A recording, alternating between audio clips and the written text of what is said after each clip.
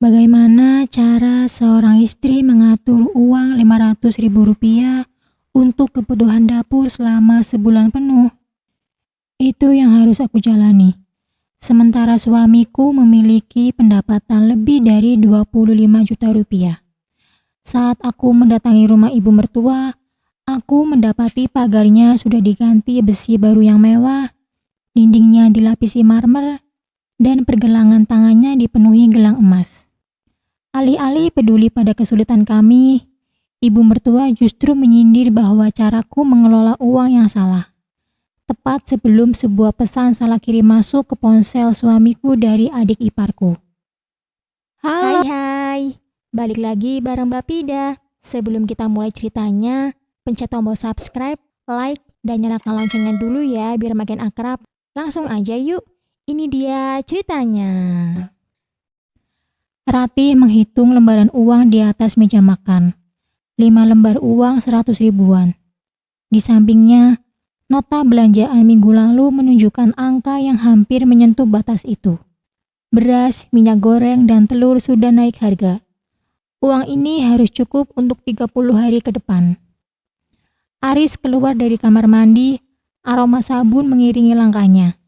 Dia memakai jam tangan bersiap untuk berangkat ke kantor. Mas, ini uang untuk sebulan. Ratih menunjuk 5 lembar merah itu. Aris mengancingkan lengan kemejanya tanpa menoleh. Iya, dicukupkan ya Ratih. Banyak orang di luar sana hidup dengan uang lebih sedikit dari itu. Ratih terdiam sebentar. Tangannya merapikan letak nota. Minyak goreng naik mas. Ini bahkan tidak cukup untuk beli susu dan popok kalau kita punya anak nanti. Beras aja udah berapa? Kamu yang harus pintar mengatur, Ratih. Suara Aris meninggi satu nada. Dia berbalik, menatap Ratih lurus-lurus. Jangan membiasakan diri bersikap serakah. Kurang bersyukur itu namanya. Aku kerja keras setiap hari bukan untuk mendengar keluhan setiap awal bulan. Aris mengambil tas kerjanya di kursi, lalu berjalan menuju pintu depan tanpa pamit. Pintu pagar terdengar berderit, disusul suara mesin motor yang menjauh. Ratih duduk di kursi makan yang kosong. Pandangannya beralih ke meja kerja Aris di sudut ruang tengah. Di sana, sebuah map coklat terbuka sedikit. Ratih berdiri, mendekati meja, dan bermaksud merapikannya agar tidak terkena debu. Saat mengangkat map, selembar kertas putih tipis merosot keluar. Itu slip gaji resmi dari perusahaan tempat Aris bekerja sebagai manajer proyek. Ratih membaca angka di baris paling bawah. Gaji pokok dan tunjangan totalnya Rp25 juta. Tanggal cetaknya tertera 2 hari yang lalu. Ratih melipat kembali kertas itu, memasukkannya ke dalam map, lalu mengembalikannya ke posisi semula. Dia kembali ke meja makan, melihat 5 lembar uang 100 ribuan yang masih tergeletak di sana. Sore harinya, Ratih pergi ke pasar tradisional yang berjarak 1 kilometer dari rumah. Dia tidak menggunakan ojek. Cetakan brosur toko bahan kue di dekat pasar menarik perhatiannya. Ratih membeli 2 kilogram tepung terigu, 1 kotak mentega murah, dan sekilo gula pasir menggunakan sisa uang simpanannya sendiri dari sisa belanja bulan lalu. Malam itu, dapur kecilnya dipenuhi aroma adonan. Ratih mencetak kue-kue kering berukuran kecil ke dalam beberapa toples plastik yang dia beli eceran. Dia mengambil foto kue-kue itu dengan ponselnya, lalu mengunggahnya ke grup percakapan warga perumahan dengan keterangan harga yang tipis untungnya. Pukul 10 malam, Aris pulang. Langkah kakinya terdengar berat. Dia melepas jas kerjanya dan menyampirkannya begitu saja di sandaran sofa ruang tengah sebelum langsung masuk ke kamar mandi. Ratih mendekati sofa untuk mengambil jas tersebut agar bisa digantung di lemari. Saat mengangkat kain tebal itu, dia merasakan sesuatu yang mengganjal di saku bagian dalam. Ratih merogohnya, mengira itu adalah kunci rumah atau dompet Aris yang tertinggal. Tangan Ratih menarik selembar kertas kecil berwarna putih kebiruan. Itu adalah struk bukti transaksi dari bank. Ratih membawanya ke bawah lampu meja yang menyala. Kertas itu adalah bukti pengaturan transfer otomatis atau LLG yang diterbitkan oleh bank. Tertera nama Aris sebagai pemilik rekening asal dan nama Pramesti pada rekening tujuan. Di kolom nominal, angka 25 juta rupiah tercatat jelas, dengan instruksi transfer yang dijadwalkan berulang setiap tanggal 25 tepat di hari gajian Aris. Ratih meletakkan kopi di dekat laptop Aris. Struk transfer semalam sudah dia kembalikan ke saku jas suaminya. Tetapi angka 25 juta itu terus membayang di benaknya. Mas, kemarin ibu telepon. Ada keperluan penting. Ratih membuka percakapan dengan suara sepelan mungkin sambil menata piring sarapan. Aris tidak mengalihkan pandangan dari layar laptop. Jemarinya terus mengetik. Nggak ada. Ibu cuma tanya kabar seperti biasa. Oh, soalnya uang dapur bulan ini sudah menipis, Mas. Kemarin aku terpaksa pakai sisa uang pribadiku untuk tambahan beli beras dan telur. Aris menghentikan ketikannya dan menghela nafas panjang. Jangan mulai, Ratih. Uang 500.000 itu cukup kalau kamu nggak boros. Jangan sedikit-sedikit mengeluh dan membawa nama ibu seolah beliau membuat kita kekurangan. Aris menutup laptopnya, mengambil tas, lalu bergegas pergi tanpa menyentuh kopinya. Siang harinya, Ratih memutuskan untuk berkunjung ke rumah mertuanya di seberang kota. Begitu turun dari angkutan umum di depan gang, hal pertama yang menarik perhatiannya adalah pagar besi rumah Bu Pramesti. Pagar lama yang berkarat kini telah berganti dengan pagar besi hitam glossy yang tinggi dan kokoh. Dinding teras yang semula kusam kini dilapisi keramik motif marmer baru yang mengkilap. Bu Pramesti menyambutnya di ruang tamu dengan daster rumahan yang rapi. Di pergelangan tangan kirinya, ada 2 gelang emas rantai yang tebal berkilau setiap kali wanita parubaya itu bergerak membetulkan rambutnya. Aris nggak ikut? Tanya Bu Pramesti sambil duduk di sofa beludru baru yang masih berbau toko. Mas Aris sedang lembur di kantor, Bu. Jawab Ratih. Matanya menyapu sekeliling ruangan yang tampak jauh lebih mewah dari kunjungan bulan lalu. Rumah kelihatan banyak perubahannya, Bu. Cat dan pagarnya baru. Bu Pramesti tersenyum lebar. Jemarinya mengelus gelang emasnya. Iya, mumpung ada rezeki lebih dari Aris. Rumah kalau nggak cepat dirawat kan nanti tambah rusak. Ratih memperbaiki posisi duduknya. Ibu hebat bisa mengatur uang sampai bisa renovasi. Aku malah sedang bingung, Bu. Akhir-akhir ini harga bahan pokok di pasar naik semua. Uang belanja dari Mas Aris sering gak cukup untuk sebulan. Senyum di wajah Bu Pramesti langsung hilang. Dia menatap Ratih dengan pandangan menilai. Itu mah kamunya aja yang gak bisa ngatur uang, Ratih. Jadi istri itu harus pintar, prihatin, dan tahu diri. Aris itu gajinya sudah besar. Kalau kamu merasa kurang terus, mungkin caramu mengelola uang yang salah. Jangan biasakan menuntut lebih. Ucapan itu menyudahi kunjungan Ratih. Sepanjang perjalanan pulang di dalam angkutan yang panas, perkataan mertuanya dan kilau gelang emas itu terus terngiang. Sesampainya di rumah, Ratih langsung membuka lemari dan mengambil buku tabungan pribadinya. Dia memeriksa saldo melalui aplikasi di ponsel. Tersisa Rp1.200.000. Itu adalah uang simpanan terakhirnya sebelum menikah yang sengaja dia simpan untuk keadaan darurat. Ratih menarik nafas dalam-dalam, memantapkan jemarinya. Dia membuka kotak distributor bahan kue yang dia dapatkan kemarin. Alih-alih membeli eceran seperti sebelumnya, Ratih mentransfer Rp1.000.000 untuk memesan tepung terigu, mentega, gula, dan kemasan toples dalam jumlah grosir. Dia tahu dia tidak bisa lagi menggantungkan hidup pada uang Rp500.000 dari Aris. Malam harinya, suasana di rumah terasa sunyi. Aris pulang larut malam dengan wajah lelah dan langsung masuk ke kamar mandi tanpa mengucapkan sepatah kata pun. Dia meletakkan ponselnya begitu saja di atas meja makan, tepat di sebelah toples-toples kue kering model pertama Ratih yang masih kosong. Saat suara pancuran air dari kamar mandi terdengar, layar ponsel Aris tiba-tiba menyala di atas meja makan. Sebuah pemberitahuan pesan masuk muncul. Ratih yang sedang membersihkan sisa tepung di sudut meja menoleh. Nama Dinda, adik iparnya, tertera jelas di bagian atas layar. Karena pratinjau pesan tidak dikunci, Ratih bisa membaca seluruh isinya tanpa harus menyentuh ponsel itu. "Mas, Ibu bilang uang bulanan dari Mas Aris sudah aman. Tapi jatahku untuk semester ini jangan lupa ditambah ya." Ratih mematung di tempatnya berdiri, menatap tulisan itu hingga layar ponsel perlahan meredup kembali. Pukul 9 pagi, 3 dus besar berisi bahan kue grosiran tiba di depan rumah. Ratih memindahkan satu persatu karung tepung dan mentega ke dapur. Ponselnya di atas meja bergetar berulang kali. Ada notifikasi dari grup warga perumahan, disusul sebuah pesan dari nomor tidak dikenal. Pesan itu datang dari staf administrasi kantor Dinas Kesehatan di ujung jalan utama. Mereka membutuhkan 30 box makan siang untuk acara rapat lusa, lengkap dengan cemilan manis. Ratih menghitung estimasi biaya di selembar kertas. Jika pesanan ini selesai, keuntungan bersihnya akan mencapai Rp500.000. Jumlah yang sama dengan jatah uang dapur dari Aris untuk 1 bulan penuh.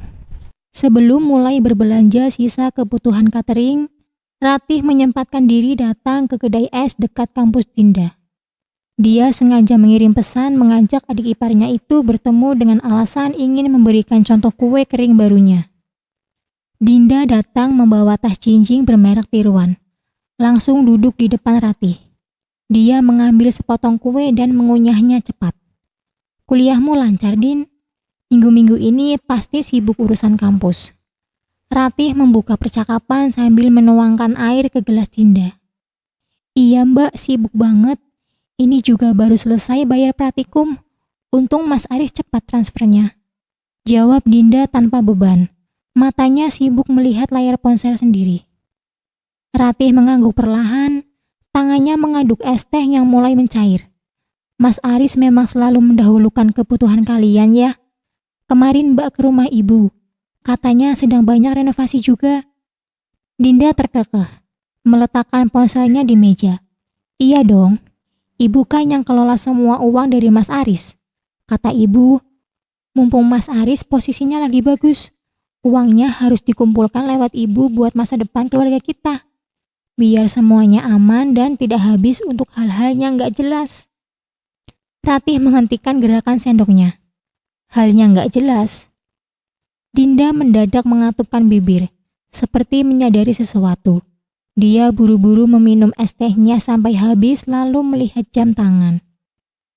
Mbak, aku harus masuk kelas lagi nih. Makasih ya kuenya." Dinda bangkit lalu menyambar tasnya dan pergi setengah berlari menuju gerbang kampus.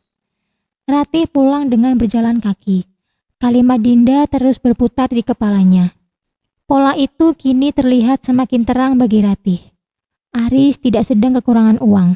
Suaminya dan sang ibu mertua sengaja menaruh seluruh penghasilan besar itu di bawah satu kendali.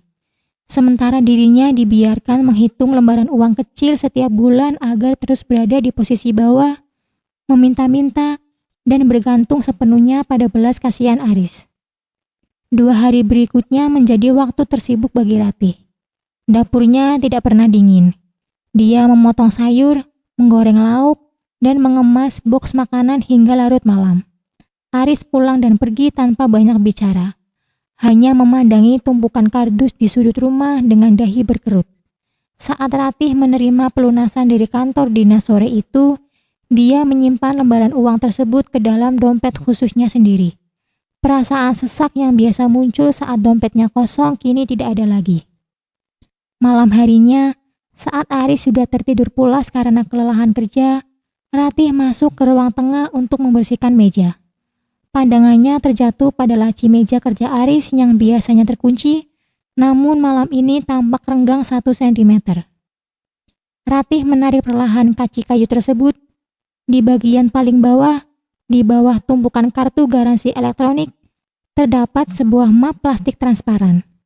Ratih mengeluarkannya. Di dalamnya ada sebuah sertifikat tanah hak milik atas nama Bu Pramesti.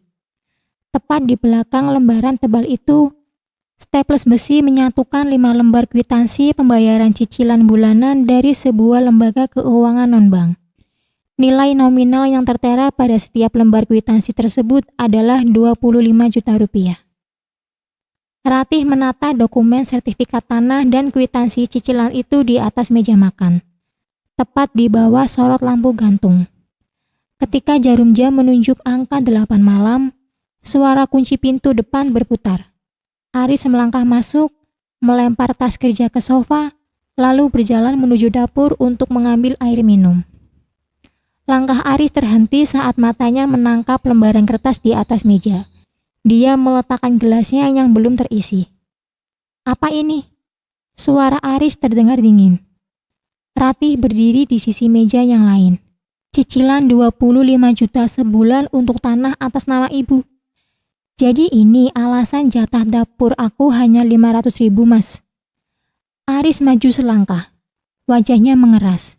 "Dari mana kamu dapat ini? Kamu membongkar laciku?" Dia menggebrak meja hingga kertas-kertas di atasnya bergeser. "Itu uang hasil keringatku sendiri. Hakku mau dipakai untuk apa?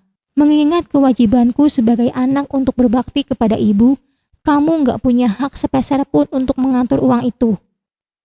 Pintu depan yang tidak terkunci mendadak terbuka. Bu Pramesti masuk dengan tergesa-gesa, membawa sekantong buah yang langsung dia jatuhkan ke lantai ketika melihat lembaran sertifikat di atas meja. Rupanya wanita itu sengaja mampir malam ini. "Oh, jadi kamu sudah berani lancang sekarang, Ratih?" Bu Pramesti menunjuk wajah Ratih dengan telunjuknya yang dihiasi cincin emas baru. "Istri macam apa kamu berani menggugat bakti suami pada ibunya sendiri?" "Aris, dengar ibu. Perempuan yang tidak tahu bersyukur seperti ini nggak layak dipertahankan. Ceraikan dia kalau dia terus bertingkah dan mencampuri urusan keuangan keluarga kita." Aris terdiam, nafasnya memburu. Tetapi dia tidak membantah satupun kata-kata ibunya. Dia justru menatap Ratih dengan pandangan penuh permusuhan. Ratih tidak menjawab. Dia mengumpulkan lembaran kertas miliknya sendiri dari atas meja, buku catatan pesanan catering dan slip pelunasan dari para pelanggannya. Dia melangkah melewati Aris dan Bu Pramesti tanpa menoleh lagi, masuk ke dalam kamar dan mengunci pintu dari dalam. Keesokan paginya, sebelum Aris terbangun, Ratih sudah meninggalkan rumah membawa tas berisi pakaian kerjanya. Tujuan pertamanya adalah sebuah ruko kecil berukuran 3x4 meter di dekat area perkantoran. Pemilik ruko sudah menunggunya. Ratih menyerahkan uang tunai sebesar 8 juta rupiah dari hasil keuntungan cateringnya untuk sewa selama 6 bulan ke depan. Hari itu juga, dia memindahkan seluruh kompor, tabung gas, dan peralatan masak besarnya dari dapur rumah ke ruko tersebut. Mulai hari itu, Ratih berhenti menyiapkan sarapan. Dia tidak lagi mencuci pakaian Aris maupun menyambutnya di depan pintu saat suaminya pulang kerja. Ratih menghabiskan seluruh waktunya di ruko barunya dari jam 4 subuh hingga jam 9 malam. Pesanan nasi boxnya melonjak tajam setelah dia memindahkan operasional ke tempat yang lebih dekat dengan kawasan dinas dan korporat. Dompet pribadinya kini tebal oleh hasil usahanya sendiri. 2 minggu kemudian, ruko catering Ratih siap dibuka secara resmi dengan papan nama baru di bagian depan. Di tengah kesibukannya menata meja saji dan mempersiapkan tumpukan kotak pesanan untuk acara pembukaan besok pagi, sesosok bayangan menghalangi cahaya matahari di pintu ruko. Seorang pria parubaya mengenakan jaket kain kusam dan membawa map jilid tebal berdiri di sana. Rambutnya beruban dan wajahnya tampak letih. "Selamat siang. Apa betul ini dengan Ibu Ratih, istri dari saudara Aris?" tanya pria itu dengan suara berat. Ratih meletakkan pisau dapurnya. "Iya betul. Ada perlu apa ya, Pak?" Pria itu melangkah masuk, lalu membuka map jilid tebal yang dibawanya. Dia memperlihatkan sebuah surat perjanjian lama yang telah menguning. "Saya mencari Ibu Pramesti dan Aris ke rumah mereka, tapi kosong. Saya dapat alamat ruko ini dari tetangga sebelah rumah Anda. Saya kemari untuk menagih sisa utang besar almarhum bapaknya Aris yang sudah bertahun-tahun menunggak." Ratih mempersilahkan pria itu duduk di kursi plastik satu-satunya di ruko. Map jilid tebal itu diletakkan di atas meja saji yang bersih. Pria itu mengeluarkan kacamata baca, lalu menunjuk sebuah dokumen bermaterai usang dengan tanda tangan almarhum ayah Aris. "Nama saya Baskoro," kata pria itu. Almarhum Pak Baskoro senior adalah rekan bisnis ayah Aris. 10 tahun lalu, ayah Aris membawa lari uang proyek senilai miliaran rupiah.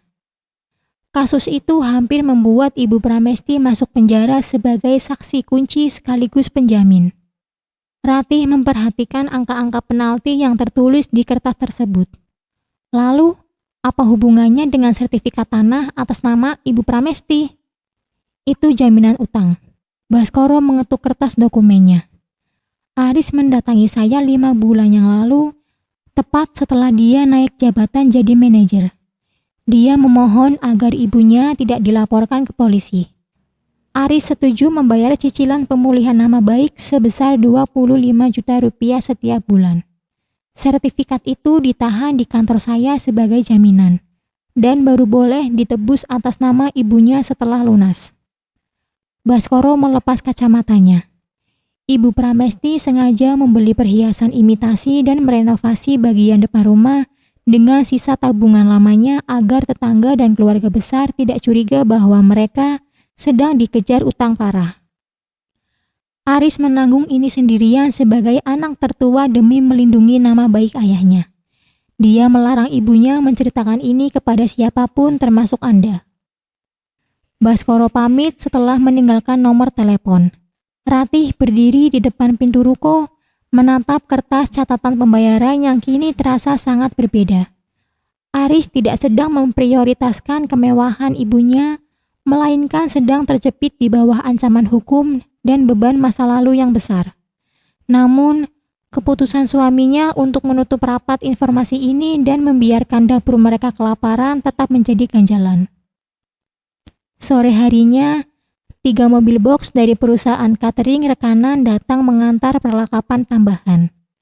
Bisnis catering Ratih pasca pembukaan ruko baru berjalan sangat pesat. Minggu ini saja, dia mengantongi keuntungan bersih belasan juta rupiah dari kontrak catering makan siang 5 kantor cabang bank swasta. Secara finansial, posisi Ratih kini berada jauh di atas Aris yang seluruh gajinya habis terkuras untuk membayar utang masa lalu keluarga. Pukul 8 malam, Ratih pulang ke rumah kontrakan mereka. Keadaan rumah sangat sepi. Lampu teras bahkan belum dinyalakan. Ratih melangkah masuk dan mendapati Aris sedang duduk di meja makan dalam kegelapan. Di atas meja, sebuah amplop putih panjang tergeletak di samping segelas air yang sudah dingin. Aris mendongak saat Ratih menyalakan lampu ruang tengah.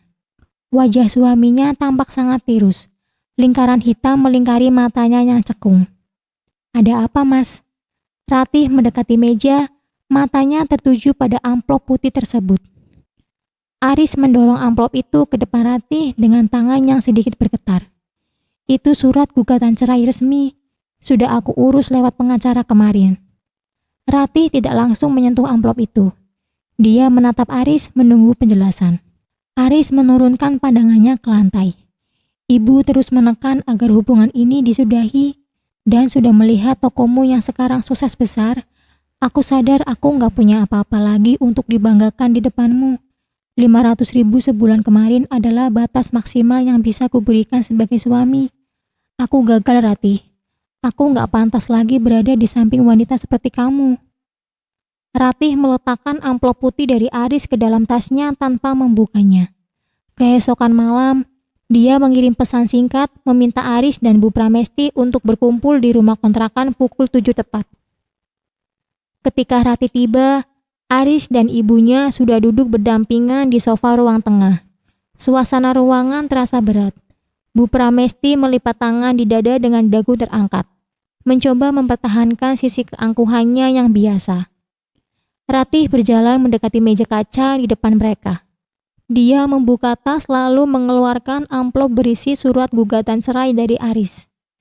Di samping amplop itu, Ratih meletakkan sebuah lembaran baru berkop surat resmi dari lembaga keuangan milik Baskoro. lengkap dengan cap lunas berwarna merah tebal. Aku mengundang Ibu dan Mas Aris ke sini untuk mengembalikan ini. Ratih mendorong surat cerai ke depan Aris dan juga memberikan ini. Dia menunjuk lembar pelunasan hutang. Aris mengerutkan dahi, mengambil lembar pelunasan itu. Matanya melebar saat membaca angka 150 juta rupiah yang tertera sebagai sisa pokok utang almarhum ayahnya. Ratih, dari mana kamu? Pak Baskoro datang ke ruko aku minggu lalu. Suara Ratih memotong ucapan Aris dengan suara datar. Dia menceritakan semuanya, tentang utang almarhum papa, tentang ancaman penjara, dan tentang alasan kenapa jatah dapur aku hanya 500.000 rupiah sementara 25 juta mengalir ke rekening ibu setiap bulan. Bu Pramesti tersentak. Tangannya yang mengenakan gelang emas imitasi mendadak turun dan gemetar. Wajahnya yang semula tegang langsung pucat pasi. Uang 150 juta itu adalah hasil keuntungan bersih dari kontrak catering baru aku bulan ini. Ratih menyambung kalimatnya, menatap kedua orang di depannya bergantian. Sengaja aku lunasi semuanya hari ini. Anggap aja ini sebagai hadiah perpisahan dan penghormatan terakhir aku untuk Mas Aris yang pernah menjadi suami aku. Mendengar hal itu, pertahanan Bu Pramesti runtuh sepenuhnya. Dia merosot dari sofa, berlutut di lantai di depan kaki Ratih, air matanya mengalir deras, membasahi keramik. Ratih, Ibu minta maaf. Ibu salah selama ini. Ibu sudah keterlaluan mengatai kamu gak bisa mengurus uang. Tolong jangan tinggalkan Aris, Ratih. Ibu mohon. Aris hanya bisa terduduk kaku di sofa, memegangi lembar pelunasan itu dengan tangan yang gemetar hebat. Matanya memerah dan tatapannya kosong menatap lantai. Kebohongan yang dia simpan rapat-rapat demi harga diri keluarga justru menjadi dinding tebal yang mengubur pernikahannya. Dia menyadari bahwa wanita yang selama ini dia telantarkan dan dia tuduh kurang bersyukur, justru menjadi satu-satunya orang yang membebaskan keluarganya dari jerat hutang bertahun-tahun. Ratih mundur satu langkah, menghindari pegangan tangan Bu Pramesti tanpa rasa benci. Semuanya udah selesai, Bu. Hutang keluarga udah lunas, rumah ibu juga udah rapi, surat cerai dari Mas Aris akan tetap aku tanda tangani besok pagi di pengadilan. Ratih mengambil tas kerjanya di atas meja. Rasa hormat dan kepercayaannya kepada Aris sudah habis tak tersisa sepanjang bulan-bulan penuh kekurangan dan tuduhan sepihak yang dia terima di rumah ini. Pernikahan mereka tidak bisa diselamatkan lagi. Malam itu, Ratih melangkah keluar dari pintu rumah kontrakan dengan memegangi kunci ruko cateringnya yang kini berkembang pesat. Dia telah menjadi pemilik tunggal bisnis yang sukses, sepenuhnya bebas dari beban manipulasi emosional. Sementara di dalam rumah yang kini sunyi, Aris dan ibunya harus bersiap menghadapi esok hari dalam kesederhanaan yang nyata tanpa beban utang. Namun, ruang tengah itu terasa begitu luas dan dingin oleh bayang-bayang penyesalan yang baru saja dimulai. Ratih menandatangani lembar dokumen terakhir di atas meja kayu ruang sidang.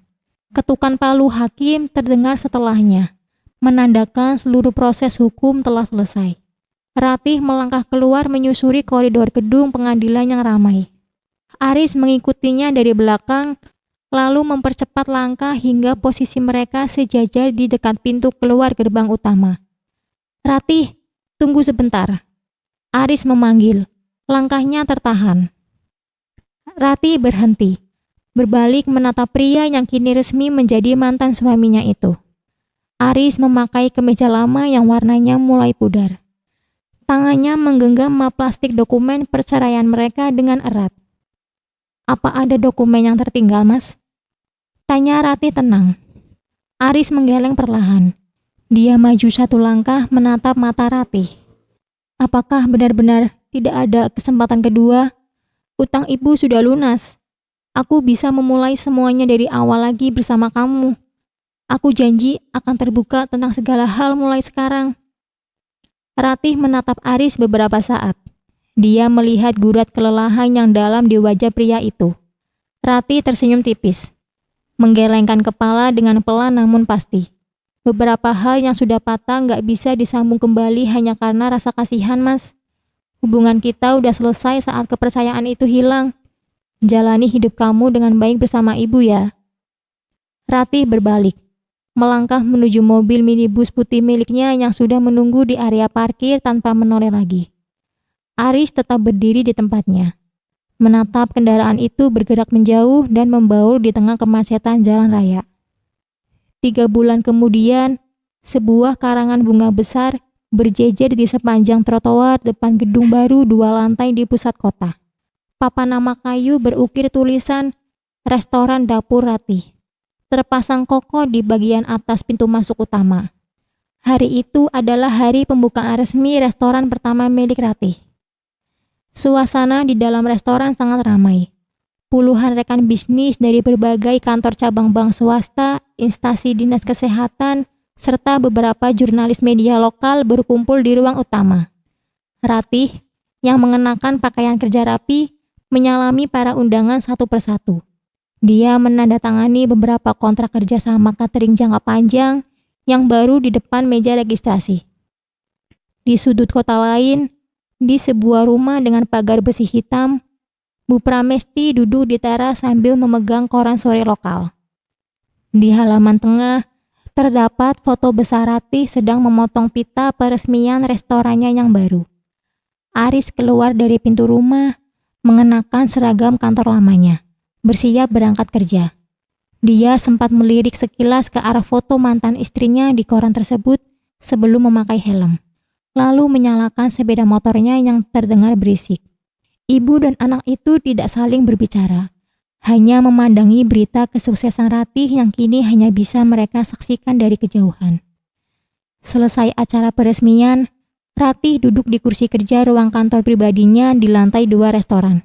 Suasana riuh di bawah terdengar samar sampai ke atas. Ratih membuka tasnya, mengambil dompet kulit hitam miliknya untuk menaruh beberapa kartu nama rekan bisnis yang baru dia terima. Saat membuka dompet, matanya tertuju pada selembar uang Rp500.000 yang sengaja dia simpan di sekat paling belakang, terpisah dari uang operasional restoran. Ratih memandangi lembaran itu cukup lama. Uang Rp500.000 dari Aris beberapa bulan lalu tidak membuatnya menyerah, melainkan menjadi pematik api yang memaksanya berdiri di atas kaki sendiri hingga bisa mencapai posisi sekarang. Ratih menutup dompetnya kembali, memasukkannya ke dalam tas, lalu berdiri dari kursi kerja. Dia merapikan pakaiannya, berjalan menuju jendela kaca besar, dan menatap lurus ke arah jalan raya di depan restorannya. Ratih melangkah maju keluar ruangan dengan kepala tegak, siap menyambut masa depannya sendiri. Tamat. Oke. Nah, itu dia cerita dari Mbak Pida hari ini. Menurut kalian gimana nih? Tulis pendapat kalian di kolom komentar ya. Kalau suka sama ceritanya, jangan lupa like, share, dan subscribe cerita Mbak Pida. Bye-bye.